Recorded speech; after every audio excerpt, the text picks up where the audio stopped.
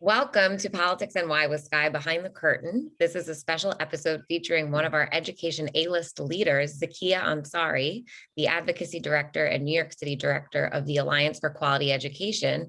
And she's included in our top 10 education leaders throughout New York City and New York State. So welcome to the show, Zakiyah. Thank you. This is so wonderful. Yes, thank you. I love your necklace, worthy. We all need to know that message for ourselves. Absolutely, absolutely. Believe it or not, I am an introvert at heart, and so I often wear words as a way to express when I don't have to speak. So whether it's a necklace, a T-shirt, buttons, like I'm constantly wearing things like that send a message where I don't necessarily have to talk to somebody, but people are clear on where I stand on my values, etc. So worthy is something I like to wear, especially when I go into school buildings, or if I'm talking to parents and others. To your point, it's like to remind myself that I am worthy of justice and all those things, but also when young people see me in schools, if I'm walking through, or parents, that they are worthy as well. And so these words mean something to me. It's a reminder for myself, but also for others. Yeah, so tell us about your work, about the Alliance for Quality Education and what you are focusing on now. Yeah, so the Alliance for Quality Education is the leading statewide advocacy group. We are 21 years old this year. I actually started as a parent volunteer with the organization probably for 4 years before I became employed. So I've been there for about 13 years now.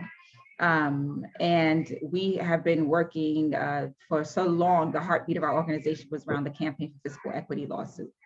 And that was a lawsuit that was brought by parents in 1993. Then parent Robert Jackson, now Senator Robert Jackson, was a lead plaintiff. And the complaint was that New York State was not meeting its constitutional obligation to provide every child with a sound basic education. So after a 13-year back and forth in the courts, because of the organizing we were able to do as AQE, we were able to get then Governor Spitzer to put his historic amount of money of almost $6 billion into schools, public schools, and that's statewide. And it took us, for 2 years, states received those dollars, the market crashed.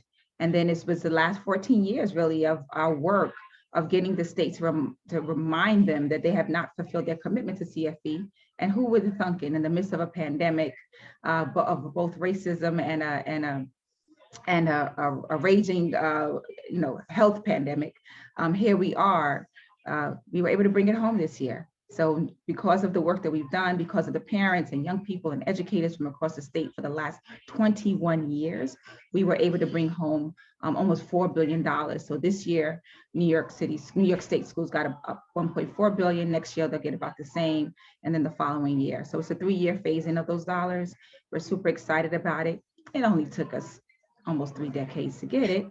Unnecessary, but we're here. And the next phase of the work is implementation, accountability, and a whole host of things. Like we have a solutions, not suspensions bill.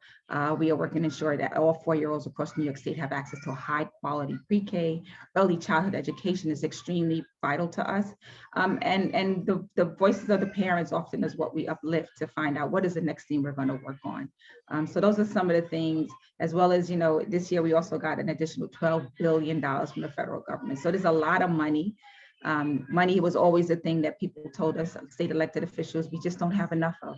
Well, now we have plenty, but we need to make sure that those dollars get to our children, because we are clear that if we are not at the forefront of this as parents and community members and young people's voice are not at the forefront, the system will take this money and use it how it sees fit, not necessarily in the best interest of young people and communities. Well, congratulations on winning such a long fought battle. So who are some of your partners now when it's time to implement? Who are you working with? Yeah, so we couldn't have done this without first we have our coalition partners like New York Communities for Change and Make the Road New York, Coalition for Educational Justice and Action New York. But the partners that we're working on here is like state elected officials, right? They help us get this money. We want to make sure that they're part of this conversation. Parents and community members, absolutely, because what we did right after we got those dollars is we pulled together with Senator Robert Jackson a town hall, and we asked parents from across the state, how do you want to see these dollars spent? And they were very clear on what they wanted to see, smaller class sizes. I was making sure social and emotional supports were there for young people. a lot of technology, right? All those things were the things that they wanted. So they are constantly, they're always our partners in this, but we're working with the DOE and internal conversations as well. Like statewide, we're having those, like we have to have these state education department. These are conversations we have to have with everyone because everybody plays a hand in how these dollars get spent. And so we work with everyone around making sure that happens with parent voice, community voice across the state leading that charge. And then how does it work with the city specifically? So, parents in New York City said they wanted, smaller class sizes. They want to make sure social and emotional learning is happening.